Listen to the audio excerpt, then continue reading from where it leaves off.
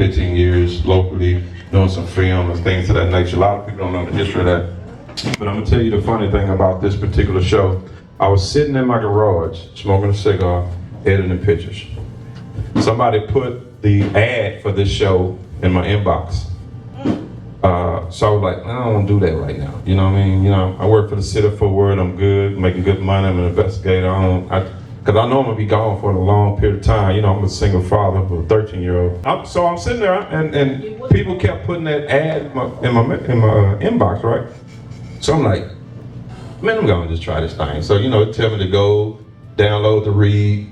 The read is basically the script they tell you to remember. So I had to do the audition by phone.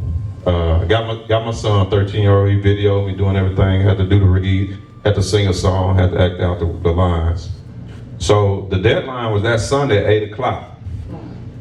So I said, well, I'm gonna do it right quick. Like, man, if they do, they don't, you know what I mean? I submitted it at 7:30, right? So the next morning I go to work. I get off at 5:30. It's 5:15.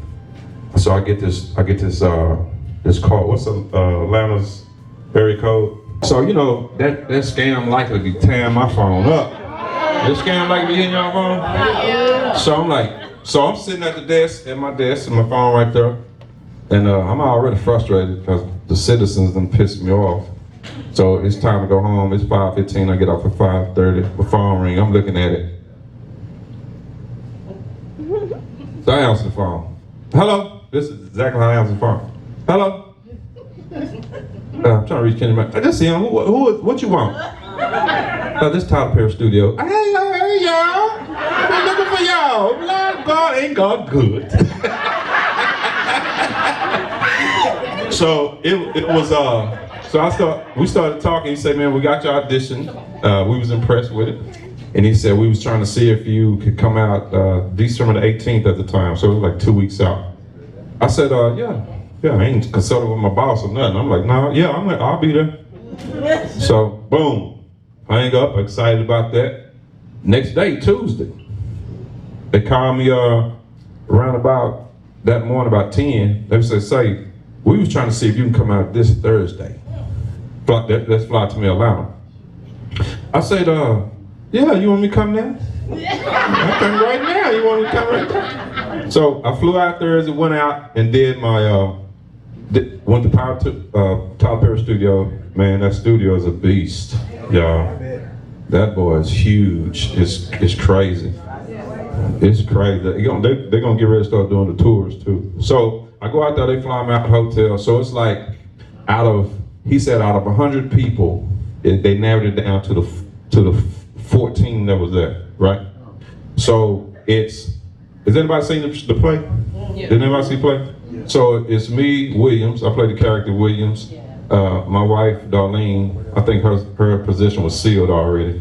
But my son and my daughter, who plays TT. But anyway, there was the rest of the characters had 2 or 3 people up for the same role, right? The auditioning for the same role. So, and the role I had was William, but there was only one other guy there competing for the same role that I was competing for. So I'm like, that's crazy, because when I did Meet the Browns, there was only one guy there for the same role I was auditioning for. So I was like, he don't even look like a daddy. I already know, nigga, you is not getting this right. I'm gonna send you home, nigga. So we're going, we had to go and do the audition. Now, as we on the stage, you can't see nobody out in the audience because it's dark like that. So the same lines that I had to do, on the audition, I had to do there. So there's a lines where I'm interacting with Madea.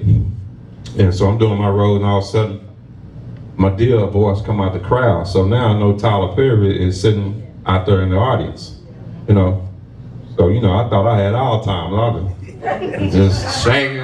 When I say I ain't gonna let it intimidate me. So we did that, and everybody that did the audition had to go back to the wardrobe room. So everybody that went back to the wardrobe room had finished the audition.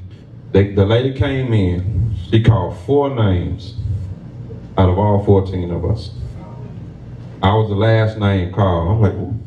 This might mean something. You know what I mean? So they took all us up there to the executive office.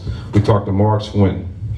And Mark Swinton was talking to her, getting to know everybody, back history and backstory and stuff like that. He said, well, I'm just going to go ahead and tell you, y'all got the road. Cool. And that's how that story went. I almost didn't put in for it. But God. Now I just want to share that story with y'all to say this. Sometimes you might not know how God is about to work in your life.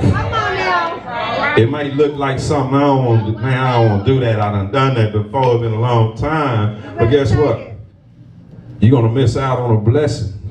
Sometimes we just got to trust God in something that we don't want to trust ourselves in, right?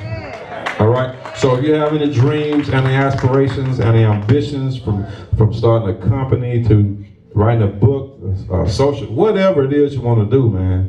But whatever it is, make up your mind right now to decide that you want to decide to make the decision to just do it.